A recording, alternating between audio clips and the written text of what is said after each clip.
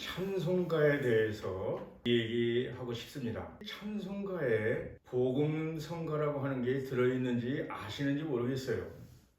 사람들은 찬송가 책에 있으니까 모든 게 다 찬송가라고 생각을 해서 예배 시간에 찬송가 책에 있는 것을 그냥 부르는 것이죠. 그런데 사실 이 찬송가 책에는 하나님께 드려지는 찬송가, 그리고 성도들끼리 서로 권면한다라든지 나누는 이야기, 교육용으로 만들어놓은 이 찬송이 아니고 가스펠송, 복음 노래인 거죠. 섞여 있는 겁니다. 설명해 볼까 합니다. 또 주제로 삼고 싶은 것은 신구약 성경은 우리가 통독이라는 것을 합니다. 구약 성경에 창세기부터 말라기까지 39권이 있고, 신약 성경은 마태복음부터 요한계시록까지 27권. 재미있게 얘기하면 구분셈을 해도 좋습니다. 3, 9, 27. 그래서 66권의 이 성경이 있는데 이걸 통독을 합니다. 어렵죠? 통독만이 아니고 한 번만도 아니고 10번을 하는 분도 있고, 그렇죠? 더욱이 필사까지도 하잖아요. 몇 년 정도씩 걸려서 그걸 적어서 하나님께 봉헌식 제가 본 것 같습니다. 여러분들에게 찬송가가 1장부터 몇 장까지 있는지 아세요? 645장까지 있습니다. 1장부터 645장까지 소위 말해서 통창 다 불러보셨냐 하는 거예요. 불러보신 분이 있으면 정말 상을 주고 싶을 그런 생각입니다. 여러분들에게 이 찬송가를 한번 통창을 해보십시오 하고 권합니다. 찬송은 우리가 하나님께 드리는 거잖아요. 성경 말씀을 하나님이 우리에게 주시는 말씀일 것이고, 찬송가를 통창하실 것을 한번 권하는 이 두 가지 이야기로 해볼까 합니다. 찬송가 책에 다른 나라, 그러니까 우리나라 외에 다른 나라 국가가 있는 것을 아십니까? 우리는 남의 나라 국가를 그냥 가사만 해서 부르는 거죠. 210장입니다. 시온성과 같은 교회, 이게 독일 국가입니다. 요셉 하이든이라고 하는 분이 작곡을 했는데, 만약에 우리가 예배를 드리는데 이 곡을 부른다고 해보자고요. 독일 사람이 만약에 와서 앉아있다고 한다면 우리말 무슨 말인지 알아듣지도 못하고, 나를 환영해 주는 건가? 내지는 이 대한민국이라는 나라가 우리 독일의 식민지를 살았나? 이러한 생각이 들을 수도 있을 거라고 생각을 합니다. 그래서 210장 찬송가를 한번 불러 보겠습니다.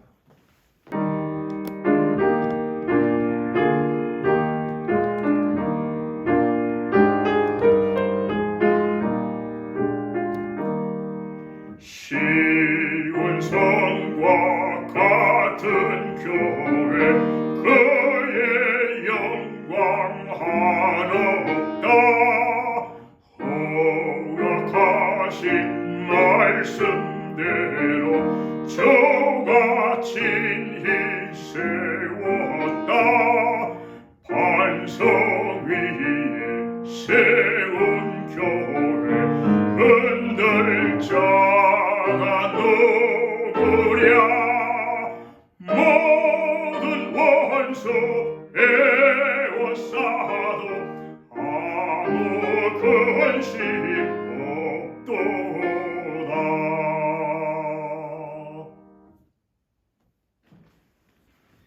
1절만 제가 했습니다. 편의상 지금 찬송가를 공부하는 시간이 아니니까. 이렇듯이 남의 나라 국가를 우리는 찬송으로 쓰고 있는 것이죠.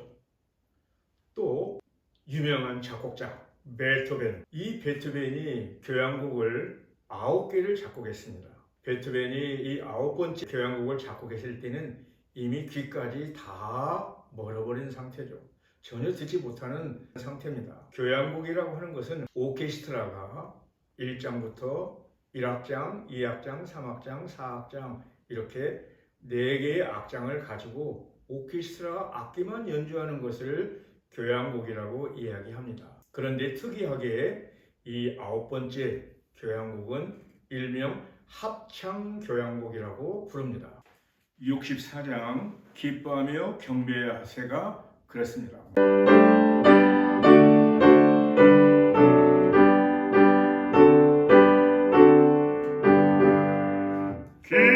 기뻐하며 경배하세 영광의 주 하나님 주 앞에서 우리 마음 피어나는 꽃 같아 죄와 슬픔 사라지고 의심 고름 고치니 변함없는 기쁨의 주 밝은 빛을 주시네.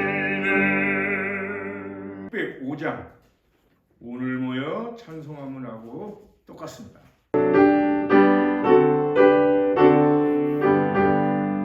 오늘 모여 찬송함은 형제자매 즐거움 거룩하신 주 뜻대로 혼인 예식합니다. 신랑 신부 이도 사람 한 몸 되게 하시고 온 집안이 하나 되고 한 뜻 되게 하소서. 마탄의 사수라고 하는 오페라가 있습니다. 서곡, 그러니까 오케스트라만 연주되는 호른이라고 하는 악기가 4개가 등장합니다. 예 주여 뜻대로 이 곡도 마탄의 사수 오페라 서곡에 나오는 것을 그냥 멜로디만 취해서 가사만 넣어서 부른 것이죠. 549장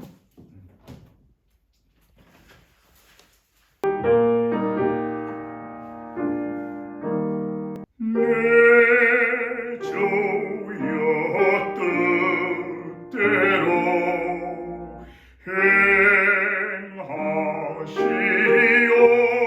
행하시옵소서. 온 몸과 영혼을 다 주께 드리니 이 세상 고락간 주 인도하시고 날 주관하셔서 뜻대로 하소서. 동요도 있습니다. 주먹 쥐고 손을 펴서 하는 이 곡입니다. 찬송을 목적으로 하나님께 찬송하라 해서 작곡되어야 되는데 그냥 세상에 쉬운 것을 그냥 취해서 가사만 넣어가지고 부른다 하는 것이죠. 그것을 지금 지적하고 있는 것입니다. 그러니까 주먹 쥐고 손을 펴서를 2개씩이나 음악은 똑같습니다. 가사만 다르게 찬송가로 또 쓰고 있습니다. 작곡한 사람은 프랑스 철학자 장 자크 루소라는 사람입니다. 루소는 계몽주의 철학자 이렇게 표현합니다. 계몽한다는 것은 가르친다는 것이죠. 옛날에는 쥐잡기 계몽기관 이런 것도 있었습니다. 루소는 무신론자입니다. 하나님을 믿지 않아요. 이 사람이 그냥 동요 같은 그런 곡을 작곡했던 거죠. 제가 또 불러보겠습니다. 54장입니다. 제목은 주여 복을 구하오니. 주여 복을 구하오니 편히 가게 하시고 사람마다 주은 해로 이기도록 하시고 광야 세상에서 항상 인도하소서. 96장은 제목이 예수님은 누구신가?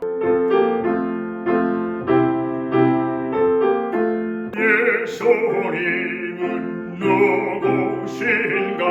오는 자의 위로와 없는 자의 풍성이며 천한 자의 높음과 잡힌 자의 노임되고 우리 기쁨 되시네.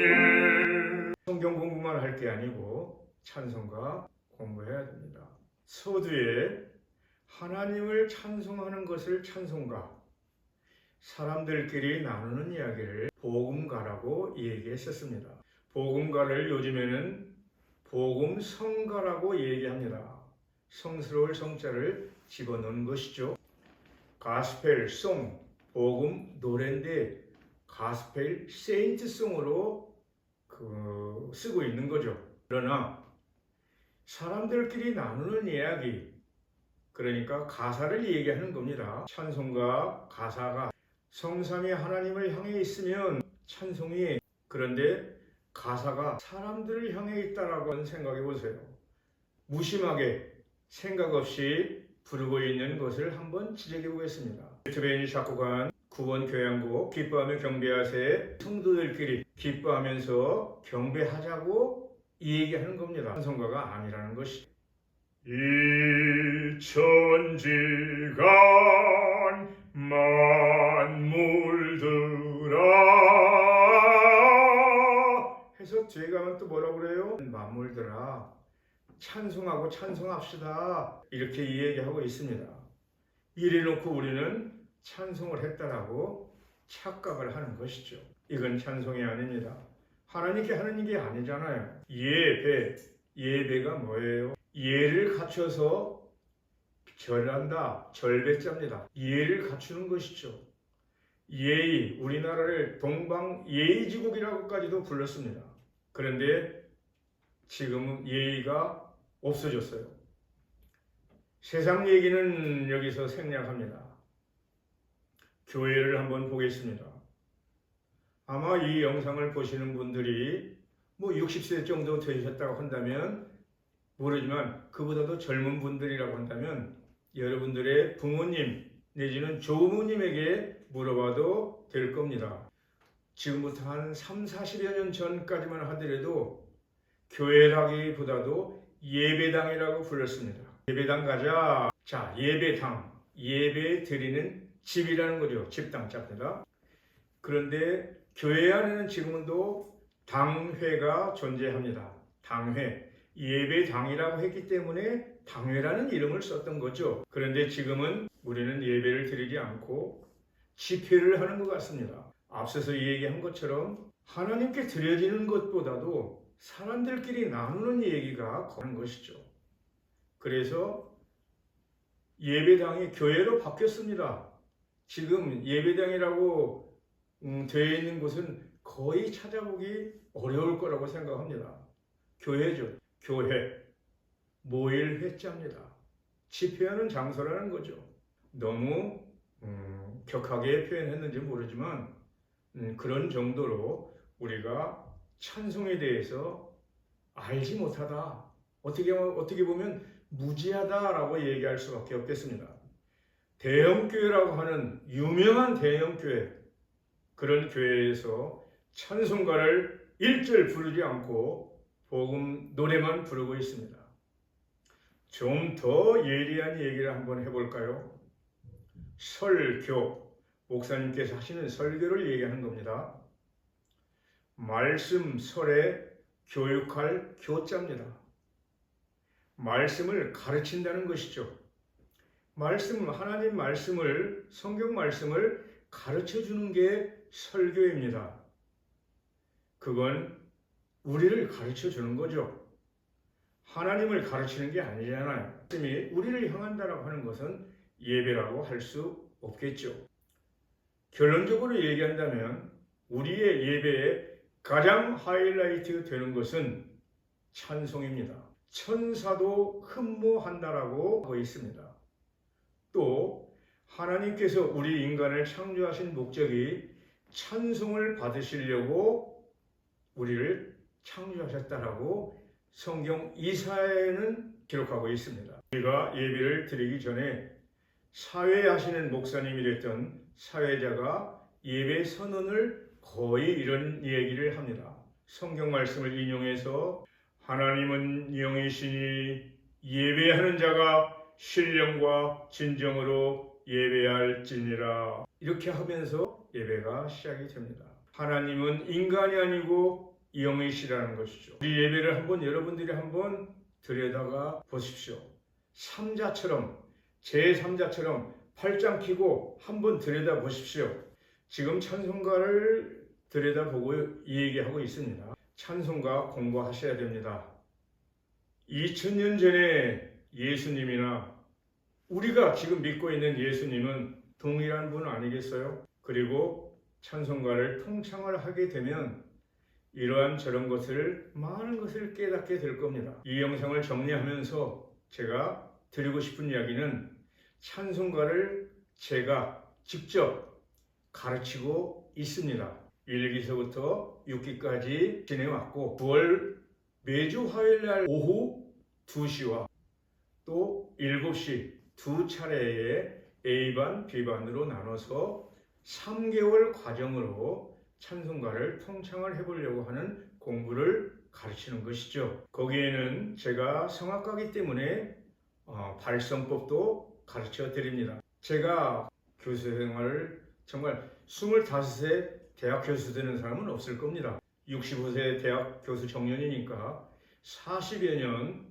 대학에서 가르쳐 왔었던 그 음악 이론적인 거, 그러니까 음악 이론이라고 한다면 가장 핵심적인 게 박자입니다. 찬송가에는 박자가 2박자, 3박자, 4박자, 6박자, 9박자, 12박자까지 있습니다. 이 박자에 대해서 이해가 되어야 찬송을, 음악을 올바르게 하는 것이죠.